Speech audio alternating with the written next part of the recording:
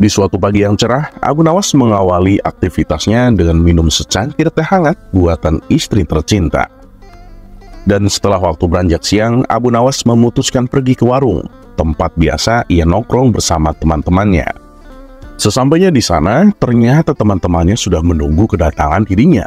Ia pun langsung duduk membaur bersama mereka. "Ya Abu Nawas, sudah dengar kabar terbaru belum?" kata salah satu temannya. "Wah, memangnya kabar apa?" tanya Abu Nawas penasaran. "Katanya sih hakim di kota kita sekarang sudah diganti sama yang baru," jawabnya. "Memangnya hakim yang lama kenapa?" tanya Abu Nawas. "Hakim yang lama kan dipecat, katanya sih karena ketahuan korupsi," balasnya. "Oh gitu. Ya paling hakim yang baru juga nanti sama seperti itu," timpal Abu Nawas. "Maksudnya gimana Abu Nawas? Hakim yang baru juga suka korupsi?" tanya mereka.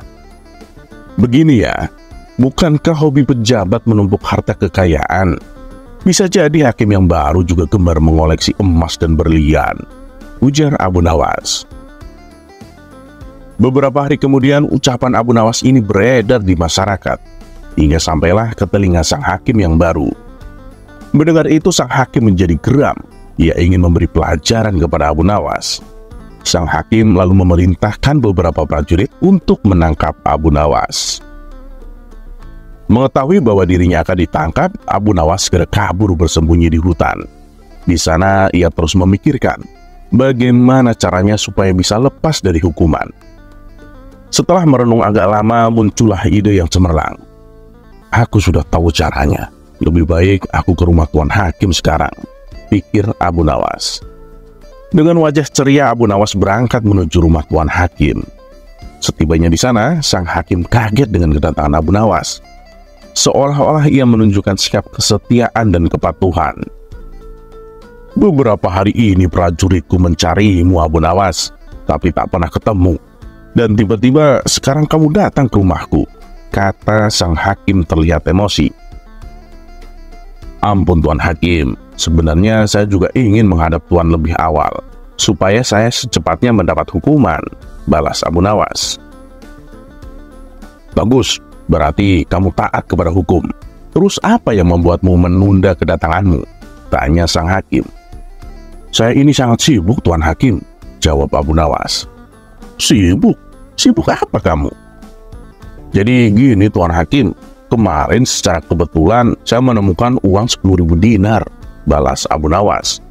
Sang hakim terperanjat dengan perkataan Abu Nawas. "Uang 10.000 dinar? Itu bukan uang yang sedikit Abu Nawas. Tapi dari mana kau mendapatkannya?" tanya sang hakim penasaran. "Saya mendapatkannya dari bawah tanah rumahku Tuan. Jadi ketika itu saya sedang mencangkul tanah. Secara tidak sengaja saya menemukan emas.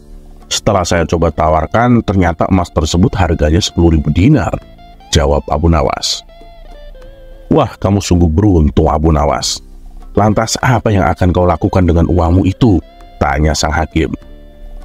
"Rencananya sih 200 dinar akan saya belanjakan membeli tanah. Lalu tanah tersebut akan saya bangun menjadi istana yang megah. Mungkin biayanya sekitar 300 dinar. Kemudian saya akan membeli perlengkapan untuk istana saya, seperti kursi mewah, karpet yang mahal, dan jubah kebesaran.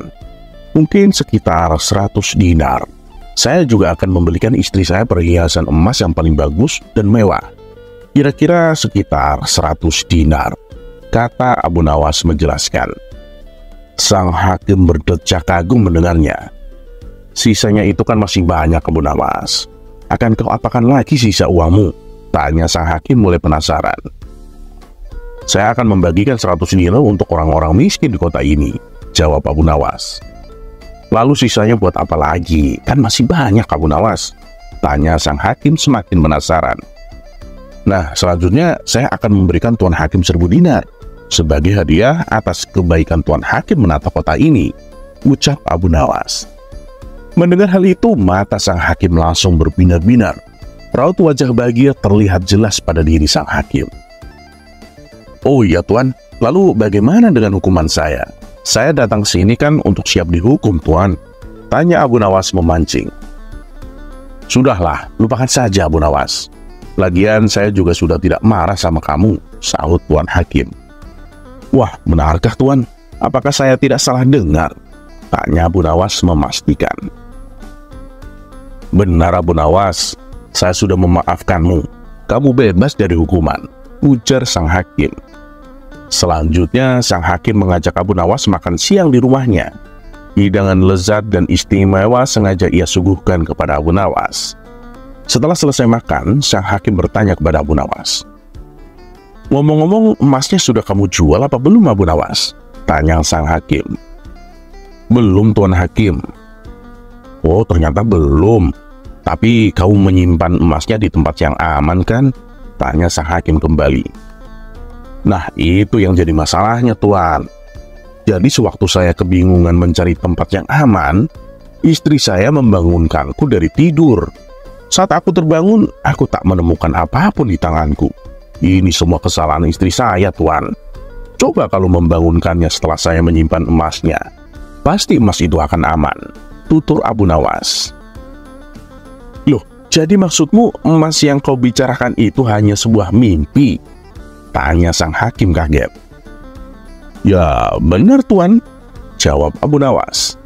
Sang hakim menjadi kecewa berat. Ia mau marah, tapi tidak mungkin.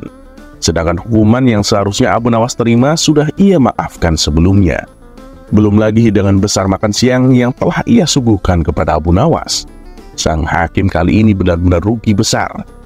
Di tengah-tengah rasa kecewanya yang begitu dalam, sang hakim melihat Abu Nawas mengambil kaleng madu di meja makan. Kemudian Abu Nawas mencelupkan jarinya dan menjilatinya tanpa henti. Tentu saja hal itu membuat sang hakim menjadi tambah jengkel. Abu Nawas, makan madu tanpa roti itu bisa membakar hatimu. Berhentilah," kata sang hakim kepada Abu Nawas. Namun dengan entengnya Abu Nawas menjawab, "Hanya Allah lah yang tahu hati siapa yang sedang terbakar," kata Abu Nawas sambil terus menjilati madu.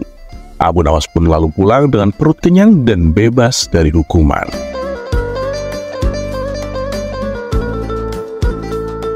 Terlepas apakah cerita ini adalah cerita fiksi atau kenyataan, karena hikmah adalah barang hilang seorang muslim. Dimanapun ia menemukannya, maka dia berhak mengambilnya.